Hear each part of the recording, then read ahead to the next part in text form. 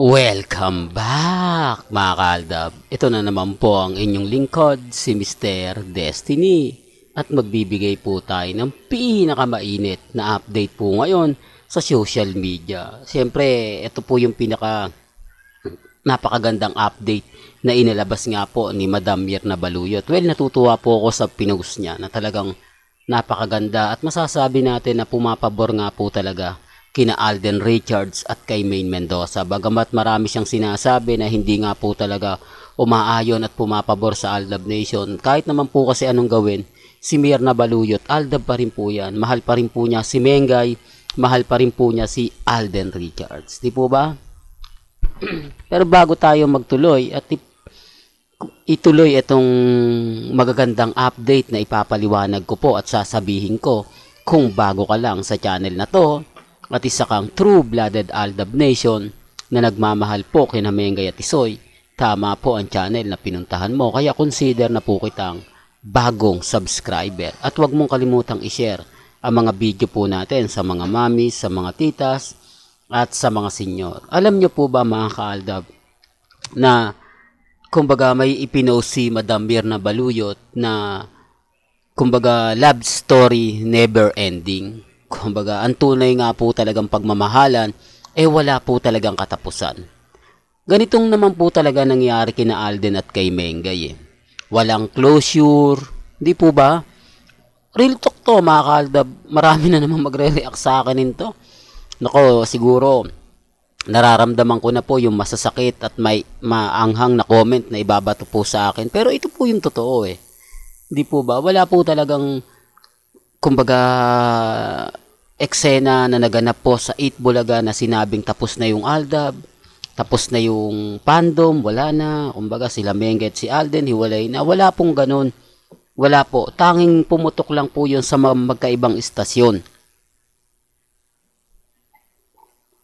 Ang una po ay kay Ogie Diaz, yung interview niya na bagamat hindi dapat talaga interview yon dahil masasabi natin na host po si Ogie Diaz at endorser naman po si Maine Mendoza. Kung matatandaan nyo, ito po yung Bingo Plus na kung saan nga po nasibak bilang endorsement si Ogie Diaz sa ginawa niya. Kumbaga parang sinamantala niya yung pagiging host niya o yung pagiging vlogger niya sa pagiging host niya. Parang ginamit niya ang Bingo Plus sa pag-upload sa YouTube niya.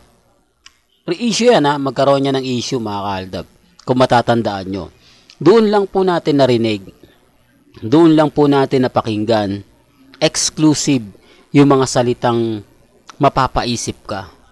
Yung tipong parang may nakatutok na shotgun sa bawat salita na sasabihin ni Mengay na halatang halata naman po talaga. Doon ang dami na nag-react, ang dami na nagkomento. Hindi po ba? At eto pa po yung pangalawa, kay Alden Richards. Kay Alden Richards naman po, unang pumutok sa Past Talk with Boy Abunda.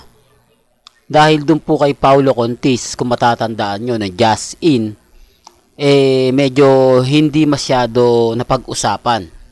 Di po ba? Ikaklaro ko lang po, medyo may mga pasaring na ron, pero hindi masyado doon natumbok ang interview o ang issue kay Mengay at kay Alden Richards. Para lang klaro, kasi baka mabash tayo. Naku, hindi Mr. Destiny, kay Paulo Contis yung issue na yan, dyan unang pumutok. Hindi po, sabi ko nga po sa inyo, pagdating dito sa channel ni Mr. Destiny, updated ako. Kahit sabihin na natin throwback yan, naaalala pa rin po natin. Kaya nga po malakas ang loob ko na kung sakali, di po ba nung una magkademandahan, magkaroon ng kaso, wala naman pong problema. Pero pinangahawakan ko po yung mga salita po nila yung mga sinasabi po ni Nanay Dab, Tatay Dab, di po ba ng pamilya Mendoza, pamilya Paul Corazon. Kaya nga po kita nyo malakas ang loob ko.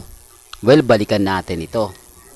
Sa sinabi ni Alden Richards kay Boy Abunda, medyo mabigat dahil emosyonal, parang napipilitan lang si Alden Richards. At yung panahon na yan, meron po silang teleserye ni Bea Alonso, yung Startup PH, na kung saan bagsak na bagsak po talaga yung ratings. Kaya nga po hindi na nasundan ng pelikula nila yung A Moment to Remember, na napakaganda sana noon mga ka-Aldab. Grabe, kung sakaling natuloy yun, napakaganda ng istorya noon bukod sa Startup PH. Pero wala eh.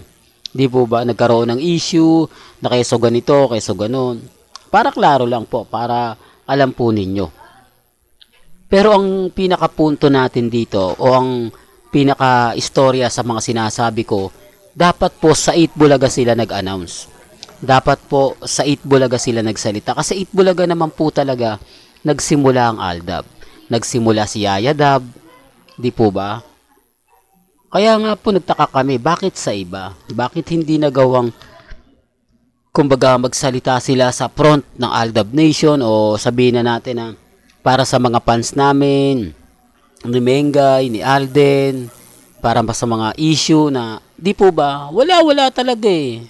Yun ang sinasabi ko mga ka-Aldab na lagi kong kung baga sinasabi. Real talk to. Kaya nga po ako, i-remind ko, ibabalik po natin kay Madam Mirna Baluyot. Napakaganda po yung mensahe niya. Napakaganda po ng ipinost niya. Marami na pong mga nakarelate nito, marami na pong nakakita. Sabi ko nga po sa inyo, totoo naman po di po ba? Yan ang istorya nila Mengay at ni Alden Richards. Bagamat marami pa ring sinasabi, marami pa ring komento, marami nagsasabi na ang bitter naman kasi yan ni Mr. Destiny. Hanggang ngayon ayaw pang bumitiw. Hanggang ngayon nananatili pang kampante kasal na nga si Mengay at si Congressman Spotted. Kumbaga sabi nga sa social media, buntis si Mengay kasi naglilihi na, inaantok, mga blooming masyado, mga sintomas daw po o mga senyales daw po na nagbubuntis ang isang babae. Mga senyales na sa nagbubuntis mo lang daw po makikita. Sa pananaw ng ganyan, sa mga nagko-komento, sa mga nagsasabi ng totoo yun, nire-respeto ko naman po Di po ba? Sabi ko nga may kanya-kanya po tayong opinyon, may kanya-kanya po tayong reaksyon. Depende sa paniniwala po ninyo. Pero pag pumunta po kayo sa channel ko, syempre, Aldab po talaga mapapakinggan na mapapanood ninyo. Di po ba? Wala po kayong maaasahan na masasabing ganito, masasabing ganon. Nagtataka nga po ako sa mga dumadaan sa atin. Alam na nila na Aldab si Mr. Destiny. Pero bakit ganon? Di po ba? Well, bahala na po kayo mag-react dyan, mga ka-Aldab, ha? Well, hanggang dito na lang po ang ating latest updates. Kaya kung gusto nyo pa po ng pinaka-latest at sariwang update, abay tumutok lang po kayo sa channel ni Mr. Destiny para updated po kayo sa mga bagong video po na ilalabas po natin maya-maya lang. Hanggang sa muli, salamat po sa panonood at pakikinig.